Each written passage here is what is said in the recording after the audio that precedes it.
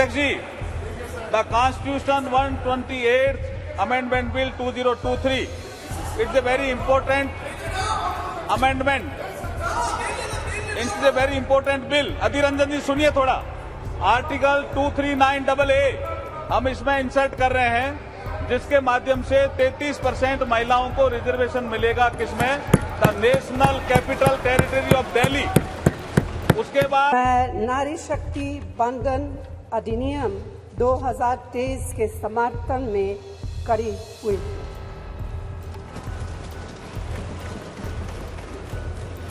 धुएं से भरी हुई रसोई से लेकर रोशनी से जगमगाती हुई स्टेडियम तक भारत की स्त्री का सफर बहुत लंबा है, लेकिन ये बहुत ही खुशी की बात है कि भारत की संसद में आदरणीय प्रधानमंत्री मोदी जी ने महिला आरक्षण विधेयक का बिल टेबल किया है। कई वर्ष कुछ चीजें दलगत राजनीति से ऊपर होती हैं और महिलाओं का सशक्तिकरण और भागीदारी मुझे लगा था उसमें से एक है। मैं आज इस देश की एक महिला होने के नाते बोलना चाहती हूँ, एक वो महिला जो नौकरी करती थी और फिर लगा कि सार्वजनिक जीवन में बदलाव का सबसे सशक्त माध्यम है राजनीति से जुड़ जाना। ऐसा इस देश की बहुत सारी महिलाओं को लगता है। एक आधी आबादी है जिसको यह लगता है कि उनका प्रतिनिधित्व होना चाहिए, उनको आरक्षण मिलना चाहिए। तो जब मोदी सरकार ने विमेंस रिजर्व जो महिला आरक्षण विधेयक के पास होने की चर्चा चल रही है, उसको महिलाएं किस तरह से ले रही हैं? असल में तो देश भर में महिलाओं को आज न्याय मिलने की उम्मीद उनके अंदर जगी। आखिर मोदी जी ने हमारी नेता सोनिया गांधी जी की बात को और देश की आधी आबादी के हक को माना है। हम उम्मीद करते हैं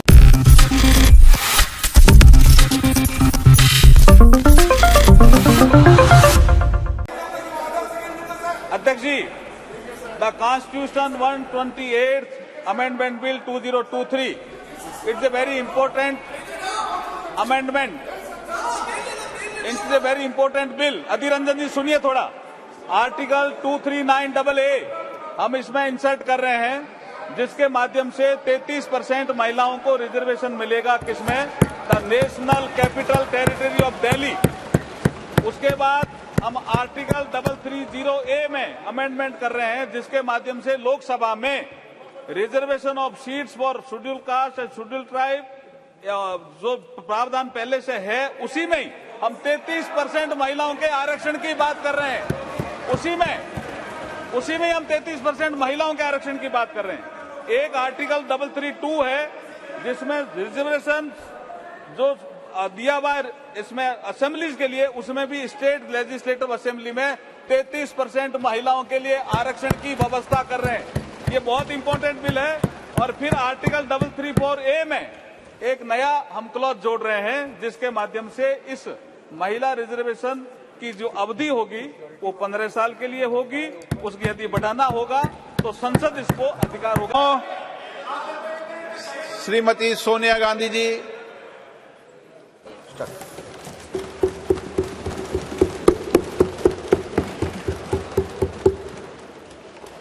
अध्यक्ष महोदय, आपने मुझे बोलने का इजाजत दिया, मैं आपकी आभारी हूं। भारतीय राष्ट्रीय कांग्रेस की तरफ मैं नारी शक्ति बंधन अधिनियम 2023 के समर्थन में खड़ी हुई।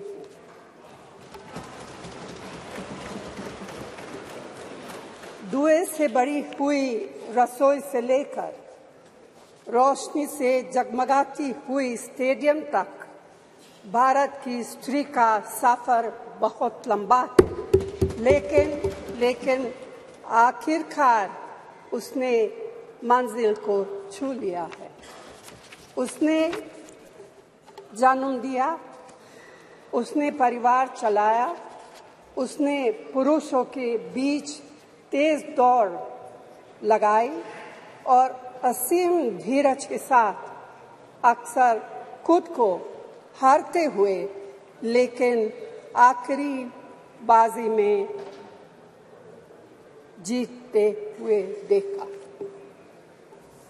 भारत की स्त्री के हृदय में महासागर जैसा धीरज है।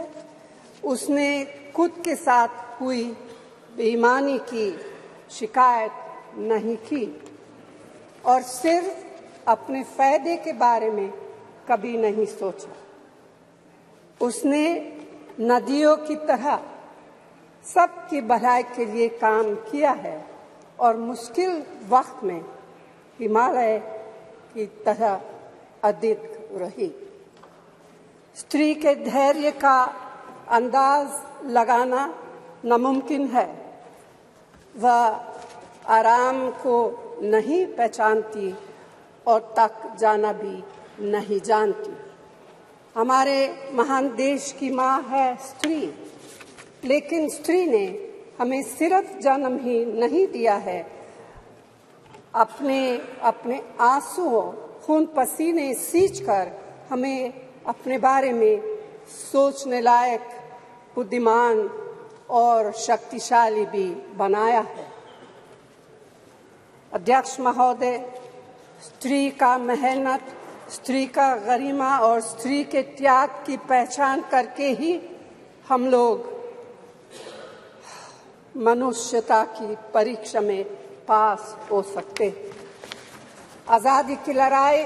ये बहुत ही खुशी की बात है कि भारत की संसद में आदरणीय प्रधानमंत्री मोदी जी ने महिला आरक्षण विधेयक का बिल टेबल किया है। कई वर्षों से ये मांग भी चल रही थी, कई सरकारों ने आश्वासन भी दिया था, किंतु ये हो नहीं पा रहा था। पर आज इस बिल को टेबल किया गया है और हमारी अपेक्षा है कि सारी पार्टियां इसको समर्थन देगी और ये बिल पास होगा। महिलाओं को अधिकारिता देने की दृष्टि से एक बहुत महत्वपूर्ण बिल है और हमारे लोकतंत्र को और समृद्ध करेगा और मजबूत करेगा। इस प्रकार का ये बिल यहाँ पर इंट्रोड्यूस हुआ है। मेरा विश्वास है इसी सेशन में ये बिल पास होगा और हमारी संसद में और हमारी विधानसभाओं में महिलाओं का प्रतिनिधित्व ये हमको बढ़ा हुआ मिलेगा। मैं प्रधानमंत्री मोदी जी को बहुत बहुत धन्यवाद देता हूँ। कुछ चीजें दलगत राजनीति से ऊपर होती हैं और महिलाओं का सशक्तिकरण और भागीदारी मुझे लगा था उसमें से एक है। मैं आज इस देश की एक महिला होने के नाते बोलना चाहती हूं। एक वो महिला जो नौकरी करती थी और फिर लगा कि सार्वजनिक जीवन में बदलाव का सबसे सशक्त माध्यम है राजनीति से जुड़ जाना। ऐसा इस देश की बहुत सारी महिलाओं को लगता है। एक आधी आबादी है जिसको यह लगता है कि उनका प्रतिनिधित्व होना चाहिए, उनको आरक्षण मिलना चाहिए।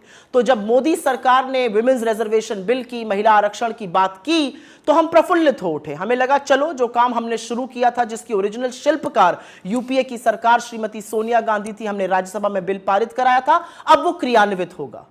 लेकिन अब पता चला कि मोदी जी की नीति और नियत दोनों में खोट है। आज भी महिला आरक्षण पर किंतु परंतु अपितु से पूरा बिल भरा पड़ा है। आज भी यह जुमला इसलिए दिया गया क्योंकि अपनी आगामी हार साफ दिख रही है और मोदी जी के स्कोर कार्ड पर नील बटा सन्नाटा है।